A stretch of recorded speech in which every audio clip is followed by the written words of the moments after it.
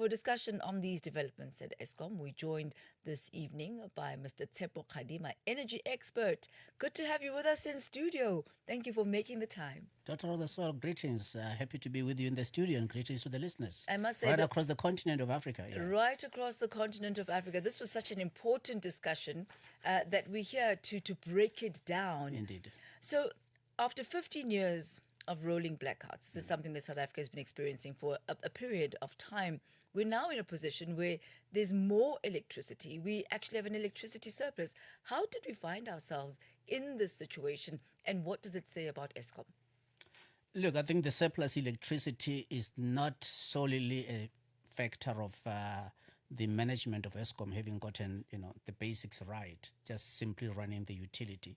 I think for many years I've been on record that load shedding, rolling blackouts were never warranted in the first. Technically, Eskom was always capable of being able to feed into the demand. But in the same period, over the years, I've been warning that the tariff increases were unsustainable.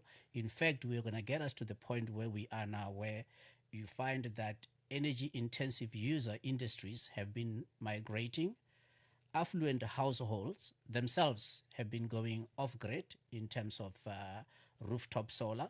And so that largely has contributed to this situation that we have now. But one can say there is a silver lining in that cloud, in that is a blessing in disguise, because globally now you have got the increase and growth that is unprecedented in the AI economy, the artificial intelligence economy. That is now a blessing whereby South Africa, with the assets that it has, because artificial intelligence works on three pillars, what I would call the PCC: power, compute, connectivity. And South Africa, we sit in a situation where the state-owned company, Eskom, has got this excess power, as it now has. As to how we came to that, I think now that discussion is meaningless. Let us now look forward. As we look forward, we say, well, what is it that we do to ensure that Eskom can remain a leader, remain a lowest cost producer of electricity, in order to be able to be the foundational to the economic growth aspirations of this nation, as it was intended from inception in 1923.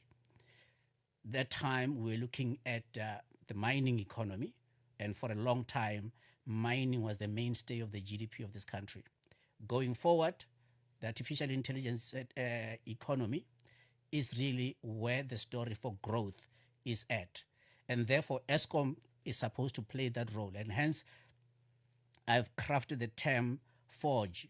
Forge meaning to create something that is strong, lasting, with a concerted effort. And that is the concerted effort that I'm actually proposing. So I've written to the President of the Republic for a simple reason that the President of the Republic has got in his hand a tool called the Infrastructure Development Act of 2015.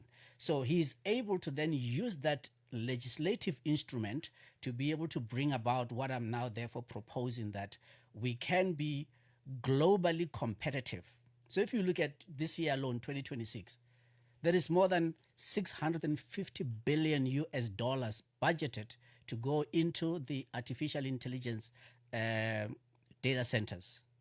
That AI economy, if we were to capture at least 10% of that, and I'm saying that we can, if we were to capture at least 10% of that, it will propel the economy of this country. Will be able to create jobs, but also will be able to save these state-owned companies that are very vulnerable. So you bring them together. I'm saying power is Eskom. And Eskom has also got a number of other things that are going for it. Of course, there has to be some modifications to the grid. Then you've got on the compute scale as well as on the connectivity. So you have got two other state-owned companies that I'm saying they must be merged together. So Eskom, Centec, because by the year 2030, 2032, we'll be talking about the 6G spectrum. There's a lot of tests that is being done now. And that is going to be fundamental to power the AI, particularly in terms of connectivity. So when you look at the spectrum that sits with Centec, and then you look at broadband in Fraco, which currently is losing money, but in short order of time, I think if we were to be able to bring this together, as I've proposed to the president, we would then have a different world altogether. I'd like you to break this phrase down a little bit more. You speak about the AI economy and how we can leverage from that growth. What you've been describing now, as in amalgamating these three entities, are you saying that AI needs to be at the center of this amalgamation, using AI as the force or the glue, so to speak? Well, they're the platform to make AI possible and to actually ensure that South Africa becomes a major player. If you look at the data centers that have been proposed, that are currently under construction, and there's a number of delays on multiple fronts. Some of them, those delays are occasioned by the lack of electricity and the grid that is not really designed or adapted to be able to work with particularly what they call inference AI. Now, South Africa, we of course will have to spend money in terms of getting our grid to adapt to this new demand and the new reality to be able to service that economy better. But AI is at the center of it. Now, if we were to capture at least 10% of the global spend, I'll give you an example. Just last week, China said that they're going to spend $295 billion in the next 5 years in AI. But all of that investment is going to be domiciled in China and is going to be for China. Whereas we as a country, we now have got these assets that place us in a competitiveness scales, because in the US and in Europe, you have got many questions. First, the grids are not adapted to be able to supply. They don't have excess power. And even if they do have excess power or surplus, they don't have, from a permitting point of view, the instrument that our president here has. So some of the investment decisions that have been made in the US are either going to be delayed, and some of them are going to be terminated. And I'm saying we can then be able to capture that.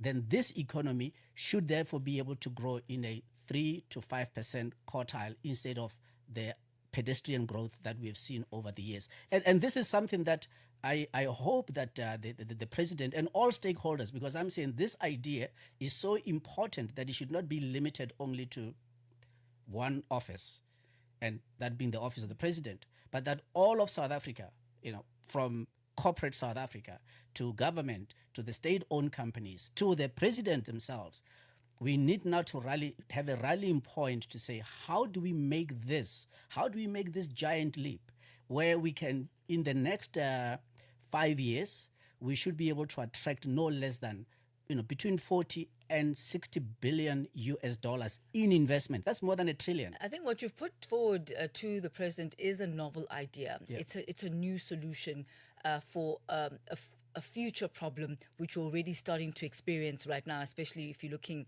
at the growth of AI and data and the decline of Centec. But what traditionally gets done with the surplus energy? Status quo, right here, right now, we've got surplus energy. What is going to happen to that? Well, what they call cold reserve, meaning it's just there. It comes at a cost to Eskom. At the time, Eskom can least afford that. Eskom is hemorrhaging customers, particularly energy-intensive customers. And the customers that are remaining on Eskom grid, being supplied by Eskom, are largely municipalities who are in default. There's more than 115 or 110 billion rand that municipalities owe Eskom.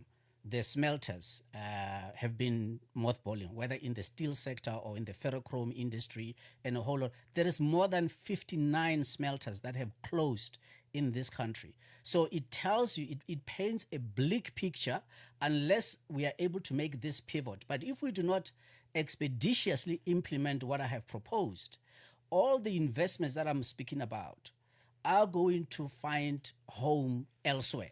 And that is really what needs to be avoided. So the agency arises out of the commitments that have been made which can find home elsewhere in other jurisdictions. And there are no vacuums. There Absolutely. are no vacuums. So Absolutely. we'll leave it at that for this evening at Tshepo Kgadima. A really interesting conversation. And we'll have other opportunities to break this down even further. And also the supply of electricity from South Africa to our neighboring countries as well. That also being an option. That's Tshepo Kgadima, energy expert.